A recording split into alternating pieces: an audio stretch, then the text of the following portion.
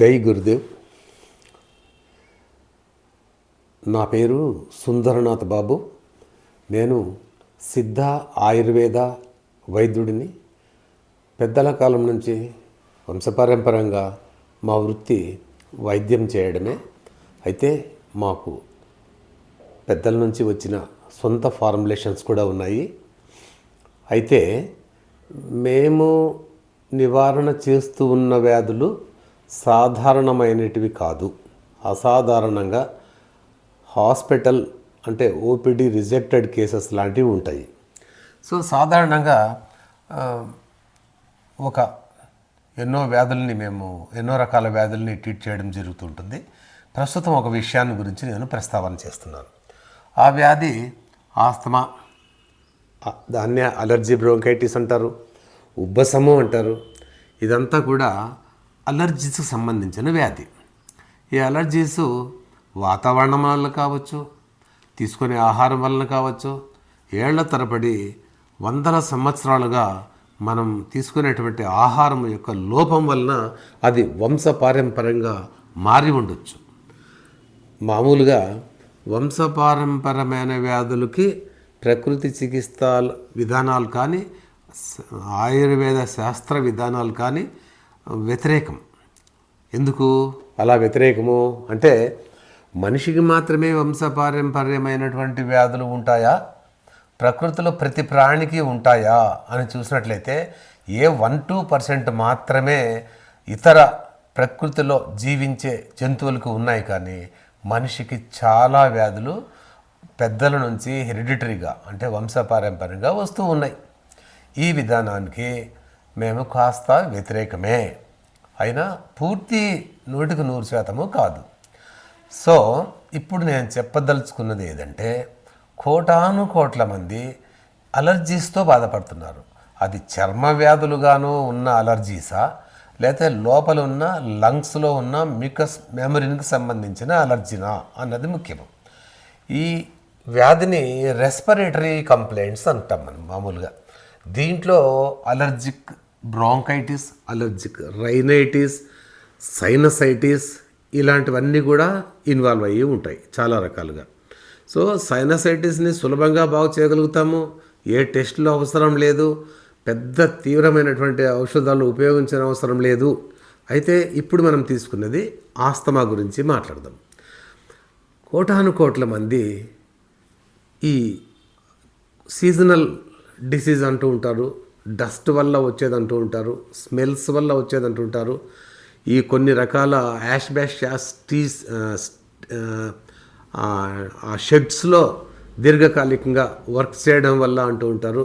ఏది ఏమైనా తర్వాత బొగ్గు గనుల్లో కానివ్వండి, రకరకాల గనుల్లో పనిచేసే వాళ్ళకి, ట్రాఫిక్లో పనిచేసే వాళ్ళకి, ఆ ట్రాఫిక్ వల్ల, డస్ట్ వల్ల, బస్సులు, కార్లు, జీపులు వదిలేటువంటి కార్బన్స్ వల్ల ఇవన్నీ కూడా లంగ్స్ వెళ్ళి సూక్ష్మమైనటువంటి లంగ్స్ ఏవైతే ఉన్నాయో దాంట్లో ఉన్నటువంటి ఆ చిన్న సూక్ష్మమైనటువంటి రంధ్రాల్లోకి ప్రవేశించి దీర్ఘకాలికంగా ఉండడం వల్ల అది ఫస్ట్ చిన్న చిన్న వ్యాధులుగా ఉండి శాశ్వతమైన అలర్జీలుగా, ఆస్తమాలుగా, ఉబ్బసాలుగా మారుతూ ఉండేదాన్ని మనం అందరూ చూస్తూ ఉన్నాము. సమస్య ఏంటంటే, శాశ్వతమైన నివారణ లేదు అనేటువంటి ఒక అభిప్రాయము ఉంది. అయితే మేము దానికి ఏకీభవించం. ఎందుకు? వేలాది మంది ఆస్తమా వ్యాధిగ్రస్తులుగా ఉన్నవాళ్ళు, బాగా నివారణ అయ్యి చాలా కాలంగా బాగా ఉన్నవాళ్ళు చాలామందే ఉన్నారు. ఎంతోమంది మేము ట్రీట్మెంట్స్ అయిన తర్వాత మీరు ఒక 15-20 ఇయర్స్ క్రితం మాకు కనుక దొరికి ఉండింటే మేము ఈ యవ్వన కాలము ఆనందంగా ఉండేవాళ్ళం కదా అన్న సందర్భాలు కూడా చాలామందితో ఉన్నాయి. వాళ్ళ దగ్గర మేము ఒపీనియన్స్ కూడా వాళ్ళ చేతి రాత ద్వారా, లెటర్స్ ద్వారా వాళ్ళ ఒపీనియన్స్ని తీసుకోవడం జరిగింది. సో ఇప్పుడు నేను చెప్పదలుచుకుంది ఏంటంటే, అట్లాంటి శాశ్వతమైన ఎప్పటికీ నివారణ కాకుండా సప్రెసబుల్ డిసీజ్ అంటారండి. దీన్ని కేవలము పోరాకార్టో లేకపోతే ఆస్తాలినో లేకపోతే ఏవైనా యాంటీ అలర్జిస్టిక్ ప్రోడక్ట్స్ని తీసుకొని అప్పటికప్పుడు ఉపశమనాన్ని జీవిస్తూ ఉంటారు. దీంట్లో ప్రకృతి చికిత్స ద్వారా కూడా నివారణ బాగుంటుంది, సిద్ధ ఆయుర్వేద దాని ద్వారా కూడా నివారణ బాగుంటుంది. రెండూ కలిపి వాళ్ళ జీవన విధానాలు కొంచెం డైటరీ మాడిఫికేషన్స్ కానీ, ఎక్సర్సైజ్ లాంటివి కానీ, ప్రాణాయామ, యోగాసనాలు, ధ్యానము, ప్రణవనాదాలు సాధన చేయడం వల్ల కానీ పూర్తిగా పోగొట్టుకున్న వాళ్ళు అనేక మంది ఉన్నారు. కనుక అవకాశం ఉంటే మా సిద్ధ ఆయుర్వేద రీసెర్చ్ సెంటర్ని మీరు ఒక్కసారి కన్సల్ట్ చేయండి. దాని నంబరు కూడా క్లిక్లో నేను దాంట్లో లింక్లో ఇస్తుంటాను.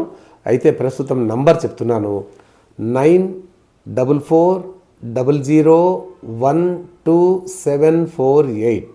ఈ నంబర్ని కాల్ చేయొచ్చు.